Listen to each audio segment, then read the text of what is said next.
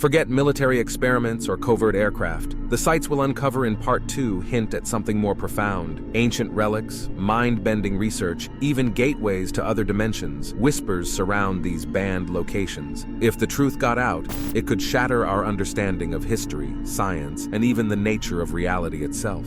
Imagine a place so dangerous even the bravest dare not venture. Welcome, my friends, to Room 39 in North Korea, a location veiled in secrecy and whispered about in hushed tones. This is not your average room. It's not a place where you'd find a cozy bed or a welcoming hearth. No, Room 39 is a place of shadows, where the line between fact and fiction becomes blurred, where the unexplainable happens. This enigmatic room is rumored to be connected to a myriad of illegal activities, from counterfeiting $100 bills to producing controlled substances. But what's most chilling is the wall of silence that surrounds it. The North Korean government has never officially acknowledged its existence, yet it's said to be a vital part of the country's economy, an economic powerhouse operating in the shadows. Imagine a place so secretive that no outsider has ever set foot inside. Only a select few, hand-picked for their loyalty, are allowed access.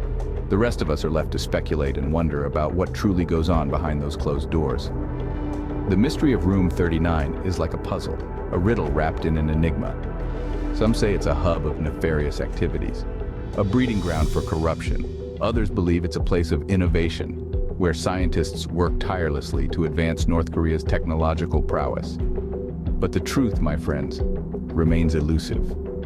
The speculation surrounding Room 39 is as vast as the night sky. It's a place that stirs the imagination, a place that invites us to question, to probe, to seek out the truth. It's a place that reminds us of the power of the unknown, of the allure, of the forbidden. And yet, despite the danger, despite the mystery, there's something oddly captivating about Room 39. It's a place that draws us in, a place that pulls at the strings of our curiosity, a place that compels us to venture into the unknown. But this is just the beginning of our journey into the forbidden. Now cast your mind to an island where death lurks around every corner. Tucked away in the shimmering waters off the coast of Brazil lies a seemingly paradisiacal island, known to locals as Ilha da Queimada Grande. But don't let its tropical allure fool you. This is no ordinary island. It's better known by a far more ominous name, Snake Island. Picture this, an island roughly the size of 23 football fields, home to an estimated 4,000 of the world's deadliest snake species, the golden lancehead viper. These slithering predators cling to every inch of the landscape, from the forest floor to the highest treetops, their venom so potent that it can melt human flesh. The island's high concentration of deadly snakes is not by chance. Separated from the mainland around 11,000 years ago, the snakes evolved in isolation. Without ground predators, their population exploded, and the competition for food turned them into the deadly creatures they are today. The Brazilian government, recognizing the inherent danger, has declared this island off-limits to the public. Only a select few, including scientists and the military, are granted access, and even then they must adhere to strict safety protocols. It's said that there is one snake for every square meter on the island. One wrong step could spell instant death. Stories of past encounters paint a chilling picture. From a fisherman who strayed onto the island in search of bananas, only to be found days later in his boat, lifeless and covered in snake bites, to the island's only known inhabitant, a lighthouse keeper and his family who met a gruesome end. This is no place for the faint-hearted. It's a chilling reminder of how deadly nature can be when left to its own devices. A place where danger is the only constant, and survival is never guaranteed. So think twice before planning your next tropical getaway. Have you ever wondered where humanity's last hope lies in case of an apocalypse?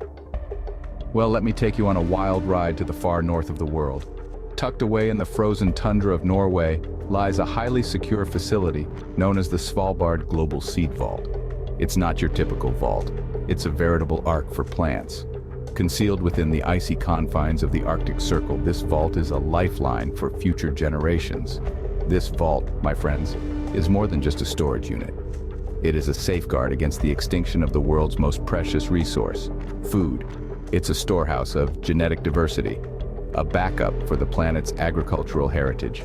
Inside, it holds a collection of over 1 million seed samples from around the world. From wheat and rice to the rarest of herbs, it's all there, preserved in sub-zero temperatures, ready to spring back to life when needed. Why, you might ask, is such a place so heavily guarded? Well, the answer is simple. The seeds within this vault represent the survival of humanity. In the event of a global disaster, be it nuclear war, pandemic, or climate catastrophe, these seeds could be the key to our survival. They are our insurance policy, our last line of defense against a world devoid of the plants we rely on for sustenance. But it's not just about survival. It's about preserving the rich biodiversity of our planet. Each seed in this vault carries with it a story, a piece of our past, and a promise for the future. It's a reminder of the diversity that once flourished on our planet and a beacon of hope for its restoration. Yet this vault isn't just a symbol of hope, it's a warning, a stark reminder of the threats that our planet and our species face. It's a testament to our foresight, our will to endure, and our commitment to preserving life on Earth. So, next time you're biting into an apple, remember that its very existence might be due to a seed that once lay frozen in the depths of the Svalbard Vault. It's not just seeds they're protecting, it's our future. Ever heard of a town where the only residents are ghosts of the past?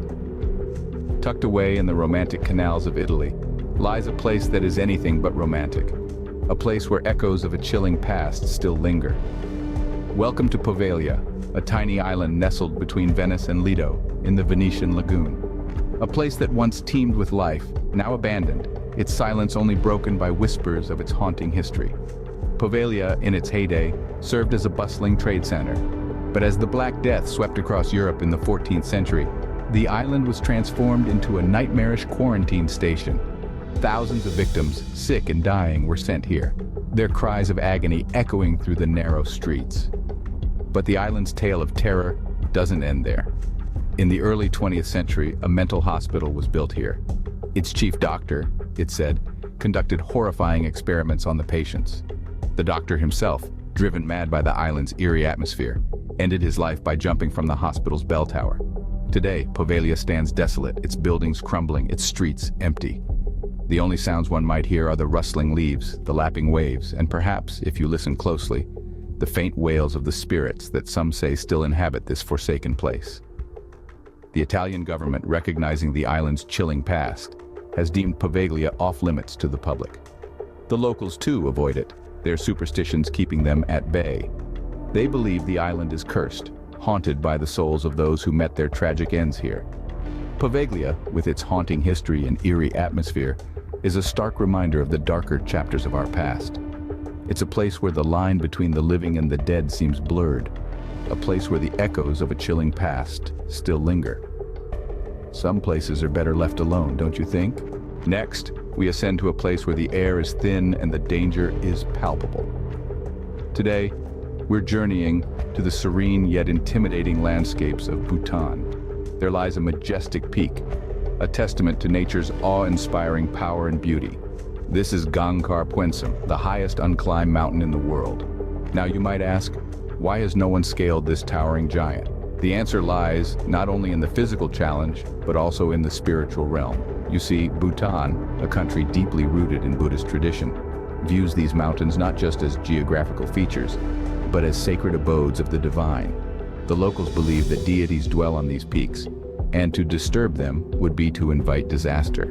In the year 1994, Bhutan officially banned mountaineering. They did so out of respect for these local beliefs and to preserve the sanctity of these mountains. But the ban came after an unsuccessful attempt by a British expedition in 1986 to conquer Gangkhar Puensum. The expedition faced inexplicable difficulties and was forced to retreat, further cementing the mountain's reputation as a forbidden zone. Since then, Gangkhar Puensum has remained untouched, standing tall and proud against the sky, a symbol of the sacred that man has chosen to respect rather than challenge. It's a stark reminder that some things are best left alone, not out of fear, but out of reverence. Despite the allure of being the first to conquer this peak, climbers have heeded the ban. They've understood that the thrill of victory would be short-lived compared to the long-standing respect for cultural beliefs and the preservation of nature's sanctity. Here, on Gangkhar Puensum, we learn a valuable lesson. We learn that not all challenges are meant to be conquered. Some are meant to be revered, to be viewed from a distance, to be respected. Sometimes it's best to leave the sacred untouched. Finally, we dive into a lake that holds more than just water. A seemingly innocuous body of water nestled in the heart of Russia, Lake Karachay, holds a secret far more chilling than any ghost story. This is not your average lake. It's a deadly reservoir of invisible threats, a silent killer lurking in the shadows of the Ural Mountains. Now you might be wondering, what could possibly make a lake so deadly? The answer lies in its history. During the Cold War, Lake Karachay was used as a dumping ground for radioactive waste. Over the years, it has accumulated lethal levels of radiation, making it one of the most hazardous places on the planet. The radiation levels are so high that standing on the shores of Lake Karachay for just an hour could kill a human. And mind you, this isn't a slow, drawn-out death. It's swift and brutal. The radiation rapidly destroys cells, leading to severe radiation sickness and, ultimately, death. But here's the truly terrifying part. You can't see it, you can't smell it, and you can't taste it. Radiation is an invisible killer. It's there, in the air you breathe, the ground you tread on, and the water that laps against the shores of the lake. One moment you're admiring the serene beauty of the landscape, and the next, you're caught in a deadly trap with no way out. And the lake isn't just lethal to humans. It's a death sentence for any living creature that dares to venture too close. Birds that fly over the lake, animals that drink from its waters, even the plants that grow on its shores, all are subject to the deadly radiation. So, why is Lake Karachay still there, you ask? Well, it's simply too dangerous to clean up. Any attempt to drain the lake or remove the radioactive material could potentially release even more radiation into the environment. Who knew something as serene as a lake could hold such a deadly secret? The chilling tale of Lake Karachay is a stark reminder that not all threats are visible, and not all waters are safe to tread. From deadly islands to haunted towns, the world is full of places more restricted than Area 51.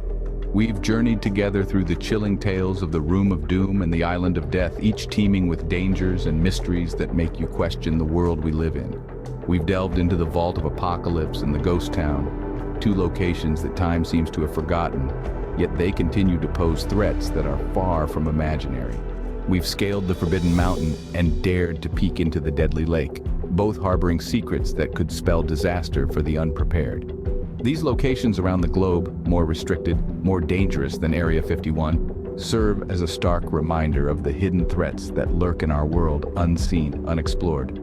So, next time you feel the urge to explore the unknown, remember, some places are off limits for a reason. Want to watch more banned locations that are more secretive than Area 51?